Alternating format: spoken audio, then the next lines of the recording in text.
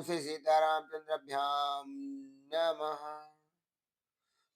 पेश होता हूँ धर्म कर्म ज्ञान आलोक चैनल पर आपका हार्दिक स्वागत है। आज का विषय है श्री रामचरित मानस के अनुसार श्री राम सला का प्रश्नावली। मानसानुरागी महानुभावों को श्री राम सला का प्रश्नावली का विशेष परिचय देने की कोई आवश्यकता नहीं प्रतीत होती। उसकी महत्ता एवं उपयोगिता से प्रायः सभी मानस प्रेमी परिचित होंगे। अतः नीचे उनका स्वरूप मात्र अंकित करके उससे प्रश्नोत्तर निकालने की विधि तथा उसके उत्तर फलों का उल्लेख कर दिया जाता है। श्री राम सला का प्रश्नावली का स्वरूप इस प्रकार है जैसा कि चित्र में दिखाया गया है।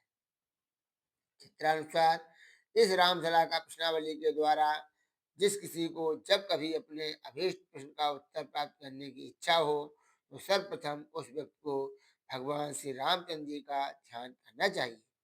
तदंतर श्रद्धा विश्वास पूर्वक मन से अभीष्ट प्रश्न का चिंतन करते हुए प्रश्नावली के मन चाहे कोष्टक में अंगुली या कोई सलाका रख देना चाहिए और उस कोष्टक में जो अक्षर हो उसे अलग किसी कोरे कागज पर या स्लेट पर लिख लेना चाहिए। प्रश्नावली के कोष्टक पर भी ऐसा कोई निशान लगा देना चाहिए जिससे न तो प्रश्नावली गंदी हो और न प्रश्नोत्तर प्राप्त होने तक वह कोष्टक भूल जाए। अब जिस कोष्टक का अक्षर लिख लिया गया है उससे आगे बढ़ना चाहिए तथा उसके नवे कोष्टक में जो अक्षर पड़े उसे भी लिख लेना चाहिए।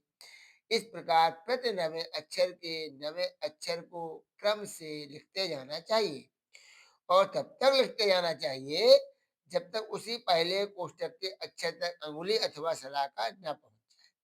पहले कोष्टक का अक्षर जिस कोष्टक के अक्षर से नवा पड़ेगा वहां तक पहुंचते पहुंचते एक चौपाई पूरी हो जाएगी जो प्रश्नकर्ता के अवेश प्रश्न का उत्तर होगी। यहाँ इस बात का ध्यान रखना चाहिए कि किसी किसी कोष्टक में केवल बड़ा की मात्रा और किसी किसी कोष्टक में दो दो अक्षर है तथा गिनते समय न तो मात्रा वाले कोष्टक को छोड़ देना चाहिए और न दो अक्षरों वाले कोष्टक को दो बार गिनना चाहिए। जहां मात्रा का कोष्टक आवे वहां पूर्व लिखित अक्षर के आगे मात्रा लिख लेना चाहिए और जहां दो अक्षरों वाला कोष्टक आवे वहां दोनों अक्षर एक साथ लिख लेने चाहिए। अब उदाहरण के तौर पर इस राम सला का प्रश्नावली से किसी प्रश्न के उत्तर में एक चौपाई निकाल दी जाए। पाठक ध्यान से देखें और सुने। किसी ने भगवान श्री रामचंद्र जी का ध्यान और अपने प्रश्न का चिंतन करते हुए यह प्रश्नावली के एक निश्चित चिन्ह से संयुक्त माँ वाले कोष्टक में अंगुली या सलाका रखा और वह ऊपर बताए क्रम के अनुसार अक्षरों को गिन गिन कर लिखता गया तो उत्तर स्वरूप यह चौपाई बन जाएगी। होई है सोई जो राम रचि राखा को करि तरक बढ़ावहि साखा। यह चौपाई बाल कांटा बाल कांड के अंतर्गत शिव और पार्वती के संवाद में है। प्रश्नकर्ता को सत्ता स्वरूप चौपाई से आशा निकालना चाहिए कि कार्य होने में संदेह है अतः उसे भगवान पर छोड़ देना श्रेयस्कर है। इस चौपाई के अतिरिक्त श्री राम सला का प्रश्नावली से और भी जितनी चौपाइयां बनती हैं उन सबका स्थान और फल सहित उल्लेख किया जा रहा है। सुनिए। नंबर 1, सुन सिय सत्य अशीष हमारी पूजहि मन कामना तुम्हारी। स्थान यह चौपाई बाल कांड में श्री सीता जी के गौरी पूजन के प्रेम प्रसंग में है। गौरी जी ने श्री सीता जी को आशीर्वाद दिया है। फल प्रश्नकर्ता का प्रश्न उत्तम है कार्य सिद्ध होगा। नंबर 2, प्रविशे नगर कीजे सब काजा, हृदय राखी कौशलपुर राजा। यह चौपाई सुंदर कांड में हनुमान जी के लंका में प्रवेश करने के समय की है। फल, भगवान का स्मरण करके कार्य आरंभ करो, सफलता मिलेगी।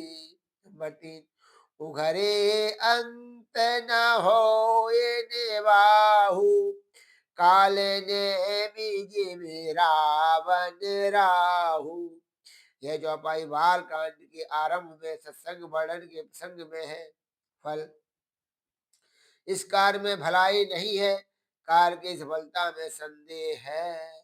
नंबर 4, विधिवश सुजन कुसंगत पर ही, फनिमनि सम निज गुण अनुसर ही। स्थान, यह चौपाई ही बाल कांड के आरंभ में ही सत्संग वर्णन के प्रसंग की है। फल, खोटे मनुष्यों का संग छोड़ दो, कार्य पूर्ण होने में संदेह है। नंबर 5, मुद मंगलमय शांत समाजु, जिम जग जंगम तीरथ राजू। स्थान, यह चौपाई बाल कांड में संत समाज रूपी तीर्थ के वर्णन में है।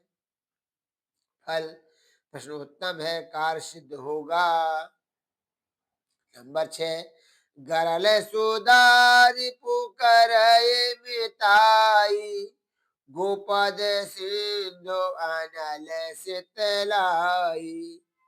स्थान, यह चौपाई श्री हनुमान जी के लंका में प्रवेश करने के समय की है। फल, प्रश्न बहुत श्रेष्ठ है, कार्य सफल होगा। नंबर 7, वरुणों को वेर सुरेश समीरा, रन सन मुख धरि कान धीरा। स्थान, यह चौपाई लंका कांड में रावण की मृत्यु के समय मंदोदरी के विलाप के प्रसंग में है।